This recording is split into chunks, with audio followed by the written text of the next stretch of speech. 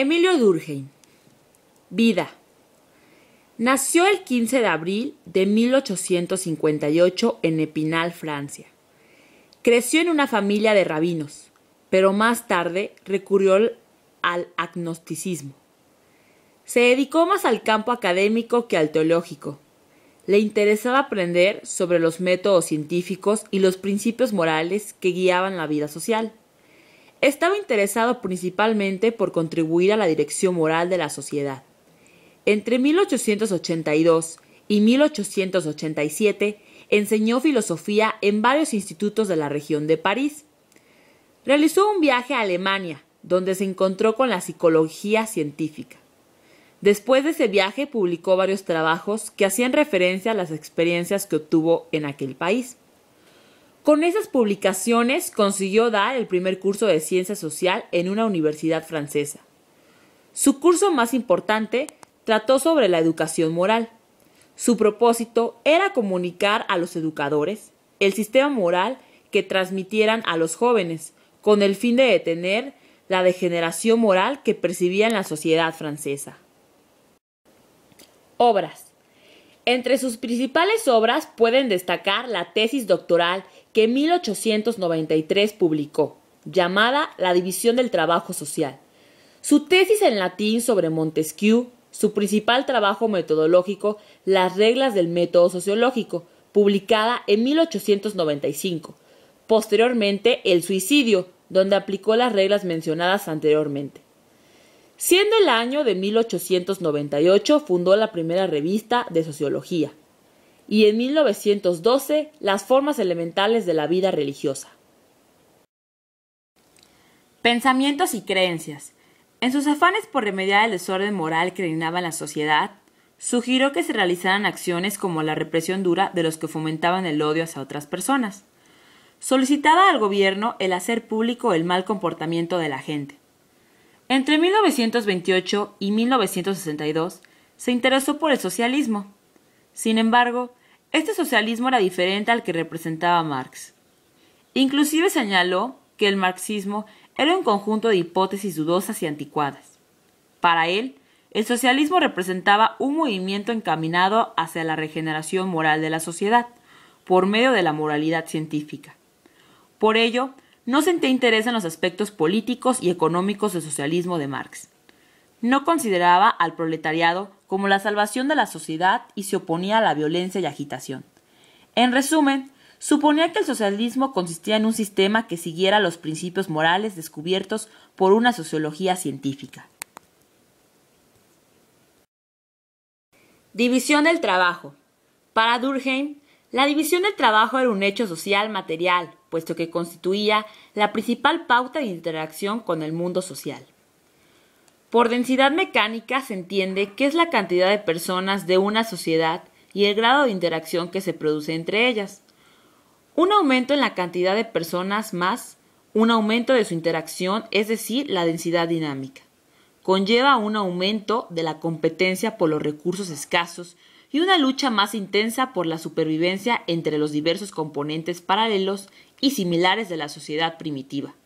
La división del trabajo propone cooperar en lugar de entrar en conflicto, lo que haría una coexistencia pacífica. Anomia. El concepto de anomia revela claramente su preocupación por los problemas derivados del debilitamiento de la moralidad común. Los individuos se enfrentan a la anomia cuando carecen de un concepto claro de lo que es una conducta apropiada y aceptable. Para nuestro pensador, la patología central de las sociedades modernas es la división anómica del trabajo. Expresa que los problemas del mundo moderno podían remediarse. Es fácil que dejen de percibir un vínculo común con los que trabajan y viven alrededor de ellos. La anomia se encuentra como una de las causas principales del suicidio. Este es el llamado por Durkheim suicidio anómico. Corrientes sociales. Las corrientes sociales las definió como hechos sociales inmateriales. Como ejemplo están los grandes movimientos de masas guiadas por el entusiasmo. Explicó que desde el interior pueden influir en cualquiera de nosotros y nos pueden hacer perder el sentido o la calma sin que nosotros lo queramos. Durkheim consideraba que estos hechos sociales pueden ser estudiados de manera empírica. Eso fue lo que hizo en el suicidio. Demostró que los hechos sociales y las corrientes sociales son externas y coercitivas para el individuo. Eligió el suicidio porque era un fenómeno relativamente concreto y específico. Disponía de datos relativamente fiables sobre este fenómeno y sobre todo constituía uno de los actos más privados y personales. Le interesaba explicar las diferentes tasas de suicidio. Tenía a suponer que si las tasas de suicidio variaban entre los grupos y periodos de tiempo, se debía a variaciones en los factores sociológicos, en particular las corrientes sociales. Definió los tipos de suicidios en egoísta, altruista, anómico y fatalista. Identificó varios componentes de la naturaleza humana como la existencia de los impulsos biológicos, pero según él, para la sociología era más importante los sentimientos sociales como el amor, el afecto y la solidaridad. Su idea es que las personas nacen con una diversidad de impulsos egoístas que, si no se contienen, constituyen una amenaza para ella y la sociedad. Las personas tienen una multitud de pasiones. Si estas pasiones no se contienen, se multiplican hasta el punto de que el individuo se convierte en esclavo de ellas. Instituciones.